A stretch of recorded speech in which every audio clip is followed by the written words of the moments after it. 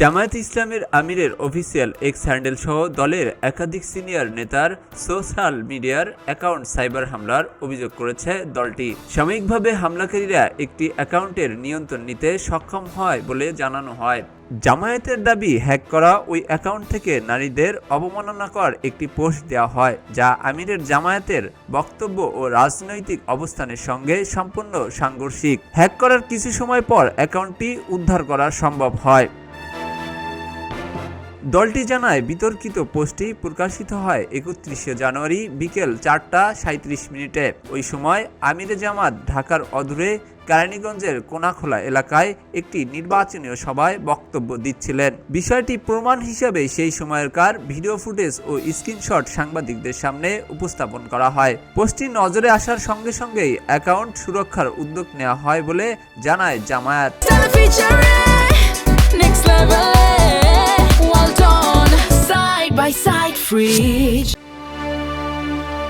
বিকেল 5:09 এক্স কর্তৃপক্ষ থেকে your password has been changed শিরোনামে একটি ইমেল আসে, যা আমিরে জামায়াতের অফিসিয়াল ইমেল গ্রহণ করা হয়। টাইম জোনের কারণে কোথাও সময়ের পার্থক্য দেখা গেলেও স্ক্রিনশট ও ডাটা অনুযায়ী বিকেল 5:09 পাসওয়ার্ড পরিবর্তনের নোটিফিকেশন ছিল বলে দাবি করা হয়। এ বিষয়ে এক সংবাদ সম্মেলনে জানানো হয়, পাসওয়ার্ড পরিবর্তনের পাশাপাশি আগের সব সেশন লগ আউট করে নতুন সেশন জেনারেট করা হয়।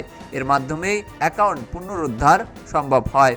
পরে বিকাল 5:22 অর্থাৎ মাত্র 13 মিনিটের ব্যবধানে আনুষ্ঠানিকভাবে জানানো হয় যে অ্যাকাউন্টটি হ্যাক করা হয়েছিল এবং তা পুনরুদ্ধার করা হয়েছে।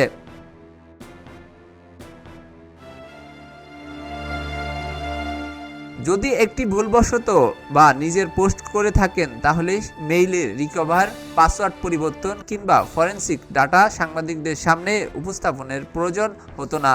এই সময়ে আমিরে জামায়াতের ইমেল ইনবক্স সরাসরি দেখানো হয়। সেখানে পাসওয়ার্ড পরিবর্তনের নোটিফিকেশন, লগ ইন লোকেশন এবং নতুন আইপি অ্যাড্রেস ও সেশন পরিবর্তনের তথ্য রয়েছে। একই ধরনের একটি পোস্ট বিকেল 4:53 ঢাকা মহানগর দক্ষিণ জামায়াতের সেক্রেটারি ডক্টর শফিকুল ইসলাম মাসুদের এক্স অ্যাকাউন্ট থেকেও প্রকাশিত হয়। পোস্টের সময় ওই বিষয়বস্তু মিল দেখিয়ে এটিকে সংঘবদ্ধ সাইবার আক্রমণের অংশ বলে দাবি করে দলটি। জামায়াত জানায়, গত 1 মাস ধরে দলটির কেন্দ্রীয় নেতৃত্ব, মহানগর উত্তর ও দক্ষিণ শাখা এবং একাধিক নেতার অ্যাকাউন্টে ধারাবাহিক সাইবার হামলার চেষ্টা হয়েছে।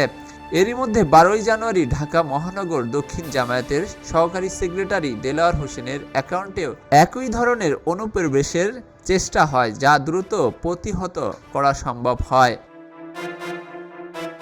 সংবাদ সম্মেলনে সাইবার হামলার একটি কৌশলও তুলে ধরা হয়। জামায়াতের দাবি, কেস স্টাডি বিজি ইলেকশন বা অনুরূপ নামে ব্যবহার করে সরকারি বা অফিসিয়াল ইমেলের আদলে ভুয়া ইমেল পাঠানো হয়েছে।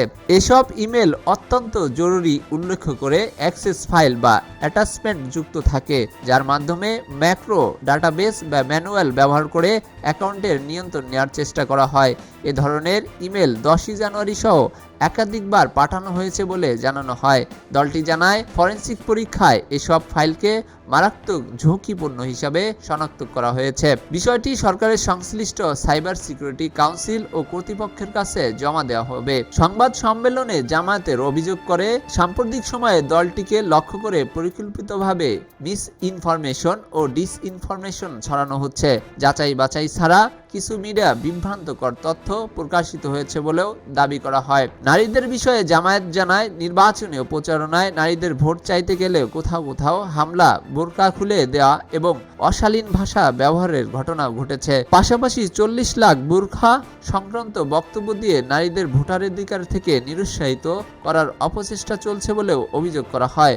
অথচ বিতর্কিত পোস্টের মাত্র 2 ঘন্টা আগেই আমিরে জামায়াত নারীদের উচ্চশিক্ষা ও অগ্রগতি বিষয়ে ইতিবাচক একটি পোস্ট দিয়েছিলেন বলে জানানো হয়। সংবাদ সম্মেলনের শেষাংশে নির্বাচন কমিশনের প্রতি আহ্বান জানিয়ে জামায়াতে ইসলামীর নেতারা বলেন, আসন্ন নির্বাচন যেন সুষ্ঠু, নিরপেক্ষ ও লেভেল প্লেয়িং ফিল্ডে অনুষ্ঠিত হয়। গুজব, অপপ্রচার ও সাইবার আক্রমণের মাধ্যমে নির্বাচনের পরিবেশ নষ্ট না করার আহ্বান জানিয়ে তারা বলেন, সবাই যেন নির্বিঘ্নে ভোটাধিকার প্রয়োগ করতে পারে এবং সুস্থ রাজনীতি প্রতিযোগিতা নিশ্চিত হয়।